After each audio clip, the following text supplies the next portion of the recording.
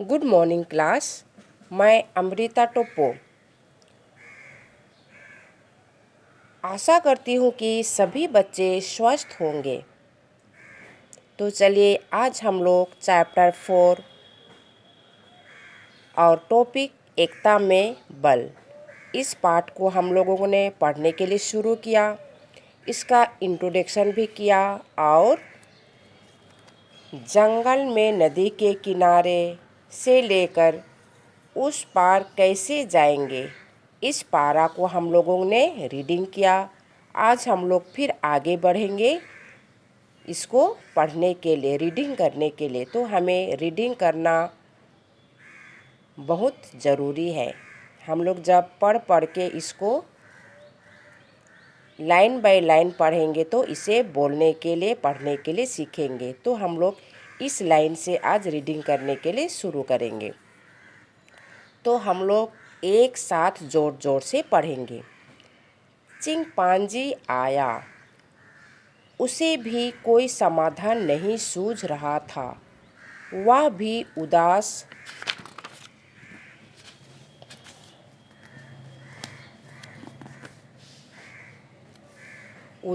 था।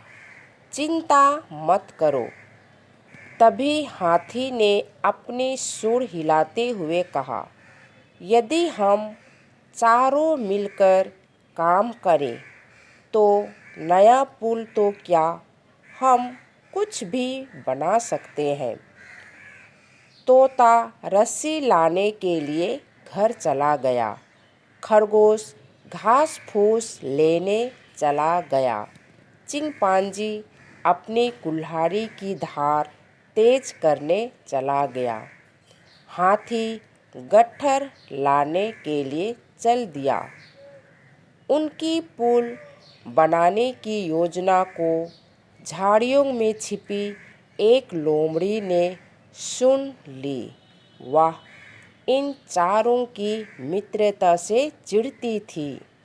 वह उन चारों को अलग करने का उपाय सोचने लगी। लोमड़ी चिंपांजी के घर जा पहुंची।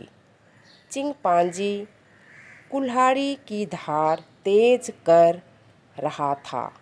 लोमड़ी उससे बोली, तुम तोता और खरगोश के लिए इतनी मेहनत क्यों कर रहे हो? तुम तो ज़्यादा बुद्धिमान और ताकतवर हो। चिंपांजी को लगा कि लोमड़ी ठीक ही कहती है। वह लोमड़ी की बातों में आ गया और उसने कुल्हाड़ी एक तरफ रख दी। इसके बाद लोमड़ी खरगोश के घर गई।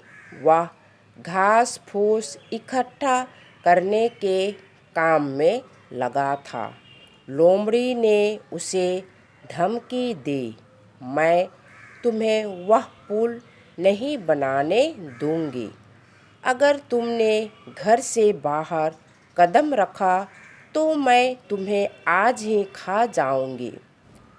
खरगोश उसकी धमकी से डर गया। जब तोता रस्सी लेकर नदी के किनारे पहुंचा तो हाथी पहले से ही अपनी सूंड में गट्ठर पकड़े वहां मौजूद था। उन्होंने चिंपांजी और खरगोश का काफ़ी देर तक इंतज़ार किया, पर वे दोनों नहीं आए। तोते ने दुखी होकर हाथी से कहा, वे दोनों नहीं आएंगे, आओ हम स्वयं ही पुल बनाते हैं। वे दोनों पुल बनाने के काम में जुट गए।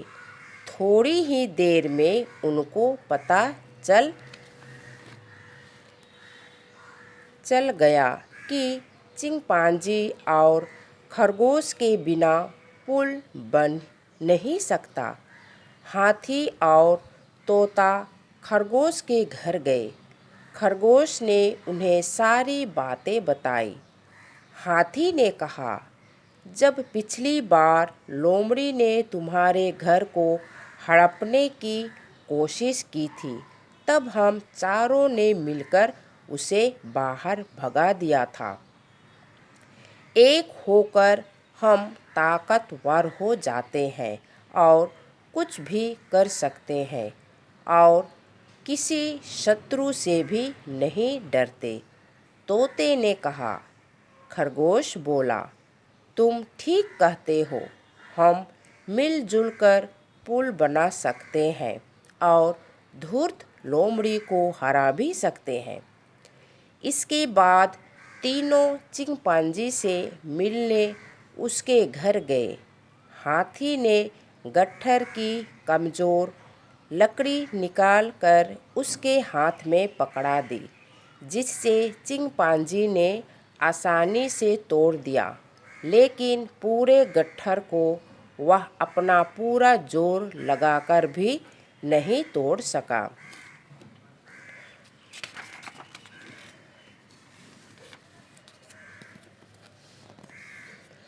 तोता बोला, एकता में ही बल है, सच है ना? चिंपांजी ने सिर खुजलाते हुए कहा, मुझे माफ़ करना दोस्त, मैं तो लोमड़ी की बातों में आ गया था। फिर चारों दोस्त पुल बनाने के काम में जुट गए। उन्होंने लोमड़ी को फंसाने के लिए नदी के किनारे एक गड्ढा खोदा। चिंपांजी अपनी कुल्हाड़ी से जंगल के पेड़ काटकर गिराने लगा और हाथी उनको सूंड से उठाकर नदी के किनारे पहुंचाने लगा। तोता गट्ठर के छिलके उतारने लग गया ताकि खरगोश उनकी रस्सी बना सके। धीरे धीरे पुल बनने लगा। तभी लोमड़ी दबे पांव वहां आ पहुंची।